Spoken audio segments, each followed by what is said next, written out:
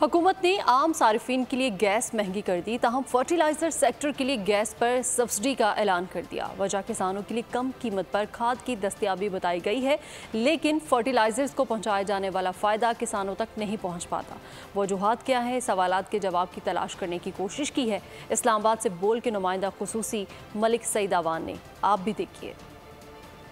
हुकूमत की जानिब से गैस सेक्टर के माली नुकसानात के खात्मे का मिशन सार्फिन पर अरबों का बोझ डाल दिया गया। साथ ही फर्टिलाइजर सेक्टर के लिए किसानों के नाम पर बड़ी सब्सिडी भी रख दी। खाद के लिए 45 अरब रुपए सब्सिडी देने का ऐलान किया गया है। निगरां वजीर तवानाई सैयद मोहम्मद अली का कहना है कि खाद फैक्ट्रियों को गैस पर जितनी सब्सिडी देते हैं, यूरिया की मद में इनसे ज्यादा सब्सिडी लेते हैं। तकरीबन पाकिस्तान की 85% फर्टिलाइजर कंपनीज को गैस मिलती है और उससे यूरिया बनता है किसानों के लिए।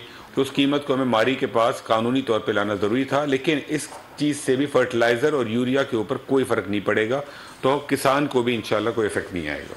इक्तिसादी और तवानाई उमूर के माहिर आबिद सलहरी का कहना है कि ज़राअत पर किसान को कभी भी सब्सिडी नहीं पहुँच सकी। ज़राअत पे जितनी भी सब्सिडीज़ हैं, का वो खाद पे हो या बीज पे या दूसरे इनपुट्स पे, बदकिस्मती से वो किसान तक नहीं पहुंचती हैं। वो मिडिल पर्सन या जो आड़ती है वहां तक आके वो रुक जाती हैं। मरकजी सदर किसान इत्तेहाद उमैर मसूद का कहना है कि कंपनियों को सब्सिडी के बजाय हुकूमत बराह रास्त किसानों को सब्सिडी दी जाए। हम हुकूमत से ये गुजारिश करेंगे कि इनको कंपनियों को फर्टिलाइजर मैन्युफैक्चरर, यूरिया मैन्युफैक्चरर्स को सब्सिडी देने की बजाय आप डायरेक्ट किसान को सब्सिडी दें। हुकूमत की जानिब से फर्टिलाइजर सेक्टर के लिए गैस पर सब्सिडी फराहम करने के हवाले से माहिरीन का मौक़िफ़ है कि कोई फर्टिलाइजर सनत नुकसान में नहीं जाती। देखना यह होगा कि क्या ज़राअत से मुंसलिक सनत को मिलने वाली सब्सिडीज़ का किसान को कोई फ़ायदा होता है या नहीं।